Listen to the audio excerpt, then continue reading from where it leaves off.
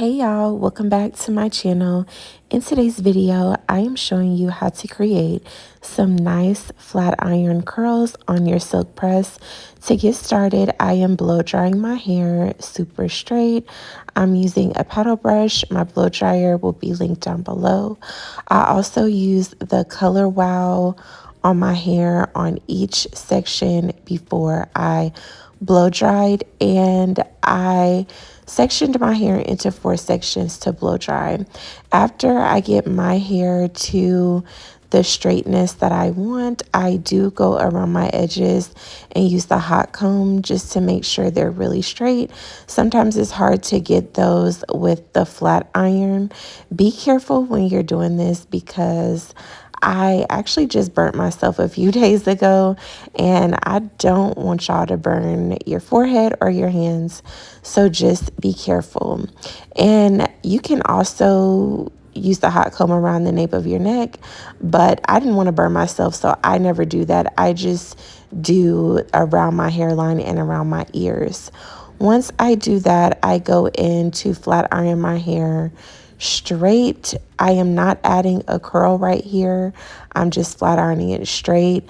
To flat iron my hair, it's easier for me to divide it into 4 sections and to start off row by row from back to top, and then I just use small thin sections with my flat iron, and then I do the chase method with a rat tail comb.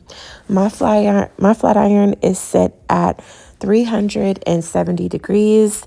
I am able to adjust the temperature of my flat iron, but it automatically comes set right here, so I don't change it because when I do try to change it, it just gets out of whack and hard for me to change it back. So to avoid that, I just flat iron it at 370. My hair gets nice and straight on this temperature, and I also feel like it's not too much heat for me. I do have a video that came out before this one that shows how I do my moisturizing wash day. So make sure you check that out if you haven't already. My hair was really moisturized on this day, and I also used some new products. I like to straighten my hair all over and add the curls last just because it makes sure that my curls hold and reduces the chance of my curls dropping. When I used to do it all in the same time, my curls would drop a lot faster. One thing that I also like is that if I accidentally miss any pieces, like if I didn't straighten a piece because it fell down or I just missed it, it still gets straight because I go back and add heat again by curling everything. And that's why I'm only doing one pass when I do the first straighten, because we're going to go back again and curl everything. You can lower the temperature of your flat iron if you want to when you go back in to add your curls. I do not, just because I don't like messing with the temperature of my flat iron. But if you're concerned about the heat, then I think that is a good step to add. Another thing that is good to have if you are new to doing your hair is these little clips that I am using. I purchased mine from Amazon, and I also purchased them from Sally's. They are also available at your local beauty supply store. This just makes it easier to hold your hair while you are flat ironing it and to hold your curls in place when you curl your hair. It's a lot more gentler than using a hair tie or a scrunchie, and it makes things go a lot faster too. So definitely look for these in your beauty supply store. If you are not already using them, they will make your process a lot easier.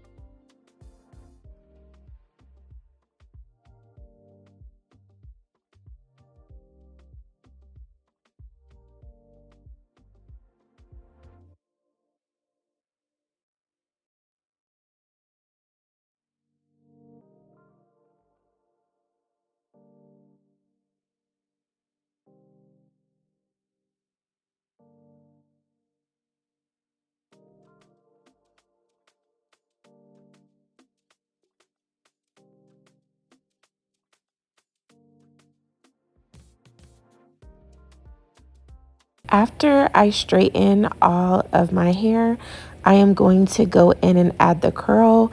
The easiest way to describe what I'm doing is I am just basically acting like I'm going to flat iron my hair again, but then I'm wrapping my hair back around towards my face and then letting go once I see the curls start to form. I hope that I explained that properly. If not, just watch what I'm doing, watch the placement of my hair on the flat iron and try to replicate that. That is how I learned how to curl my hair, just from watching other videos of people curl their hair and then just imitating it on myself the best that I could.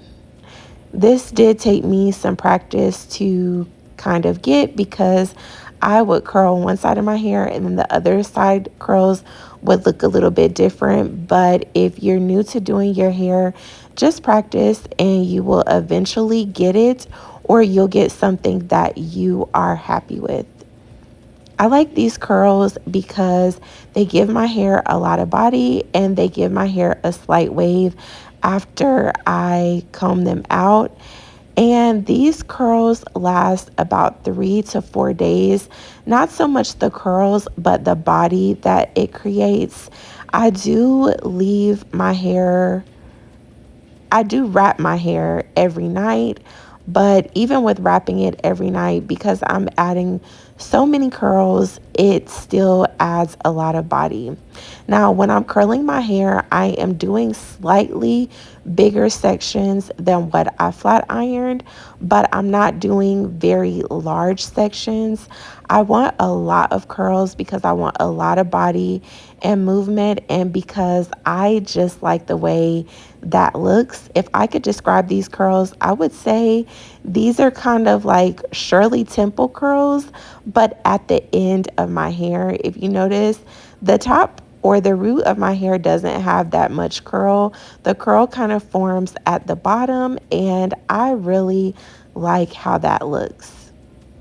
Let me know, what is your preferred method to style your silk press? Do you do curls like me? Do you bump your hair, or are you a bone straight girly? I have tried all different types with my silk press, but these curls are my favorite and have become my signature. Once I'm finished with the curls, I'm adding some hairspray. This one is by Chi, and this is good for a nice, light, but still firm hold that will have my curls lasting all day. All I'm doing is going through with the brush, my paddle brush, to kind of fluff out my curls and get my hair into the style that I like. And on the first day, this is how I wear my hair, just with these curls, and I let it drop gradually. I also like to add some serum to my hair for moisture and shine, and these are my final results. Let me know what you think and if you will be trying my technique. I thank you guys for watching. I love and appreciate you all so much. I'll see you in the next video.